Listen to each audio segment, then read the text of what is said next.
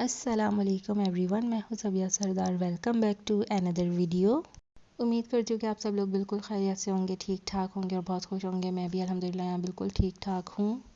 Vlog start हो रहा है फजर के वक्त से। आज इस वक्त नमाज का वक्त था, मैं नमाज़ पढ़ रही थी। फजर का जो वक्त होता है ना, वो इंतहाई सुकून वाला होता है कि सुकून से आप अपनी नमाज़ें पढ़ें, तस्बीह पढ़ें, नफिल पढ़ें। तो इस वक्त मैं यही सब कुछ कर रही थी।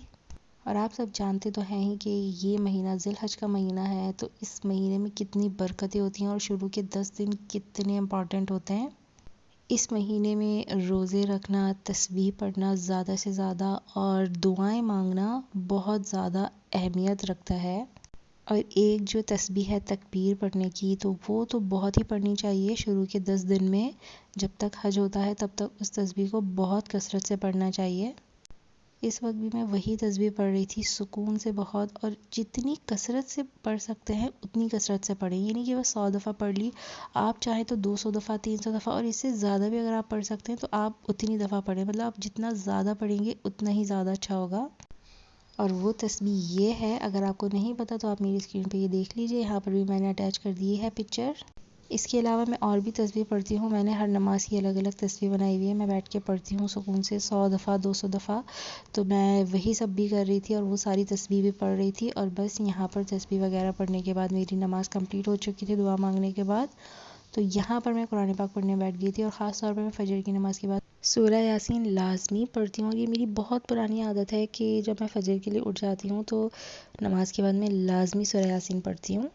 और जिस दिन मैं सुबह सुबह सूरह यासीन पढ़ती हूँ ना, तो मुझे ऐसा लगता है कि सारा दिन बहुत अच्छा हो गया है, सुकून वाला, और बड़ी बरकतें हो गई हैं सारा दिन में।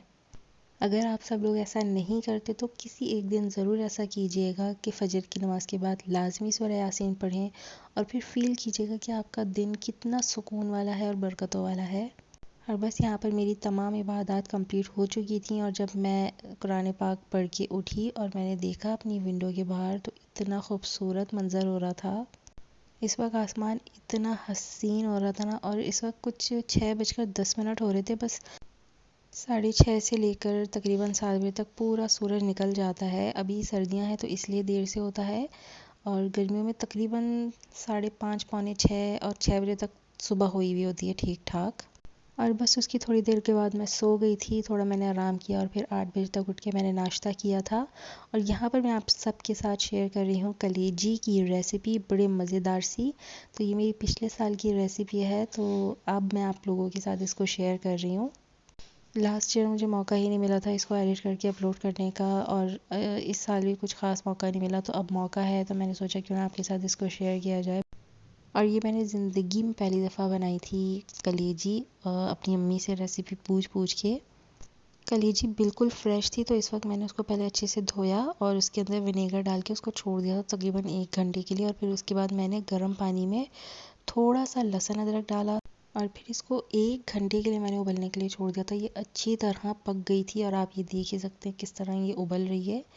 तो जब ये उबल भी गई थी ना, उसके बाद में मैंने इसको 4 से 5 दफ़ा अच्छे से वॉश किया था और फिर मैंने इसको साइड में रख दिया था। फिर हमने तैयारी की थी कलेजी का मसाला बनाने की। अच्छा, ये कलेजी का जो मसाला मैंने बनाया था ना, ये बहुत ही मज़े का बना था और अल्हम्दुलिल्लाह सबको बहुत पसंद आई थी।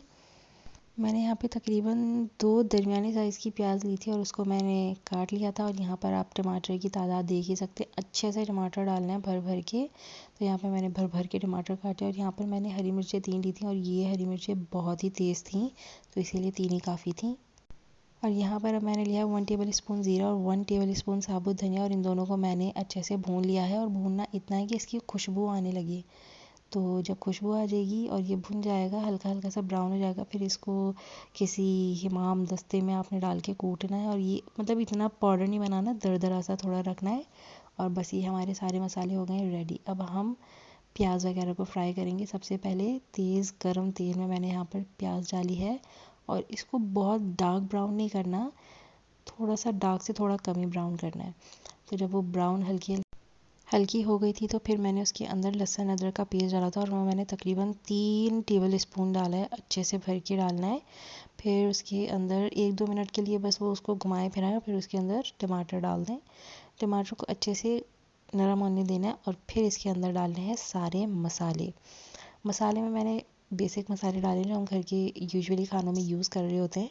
यहाँ पर मैंने 1 टेबल स्पून लाल मिर्ची ली है, 1 टेबल स्पून मैंने हल्दी ली है, कड़ी मसाला मैंने लिया है 1 टेबल स्पून, और फिर इसके बाद मैंने डाला था इसके अंदर 1 टेबल स्पून गरम मसाला। और वो जो पीछे मैंने वाइट डाला था ना, वो कड़ी मसाला नहीं था, वो नमक था। उससे पहले मैं कड़ी मसाला डाल चुकी थी। और अब जो यहाँ पर मैंने डाला है वही साबुत धनिया और ज़ीरा जो मैंने कूट के रखा था वो डालना है। और फिर इसको अच्छी तरह से भून लेंगे। जब ये भून जाएगा अच्छी तरह से, फिर इसके अंदर वो कलेजी डालनी है।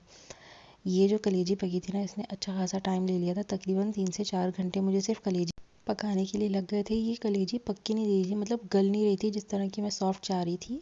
तो फिर मैंने इसको बहुत दम पे रख के पकाया, और फिर पकने के बाद कुछ इस तरह के नज़ारे थे। अल्हम्दुलिल्लाह सबको बहुत पसंद आई थी। आप सब भी ये ज़रूर ट्राई कीजिएगा। रेसिपी बहुत ही सिंपल है और बहुत आसानी से बन भी जाती है। तो बस इसी के साथ मैं कर रही हूँ ब्लॉग को एंड। तब तक अपना बहुत सारा ख्याल रखिएगा। मिलूंगी नेक्स्ट व्लॉग में इंशाल्लाह। और मेरी वीडियो को ज़रूर लाइक कर दीजिएगा और मेरे चैनल को सब्सक्राइब करना बिल्कुल नहीं भूलिएगा। फ़ी अमान अल्लाह।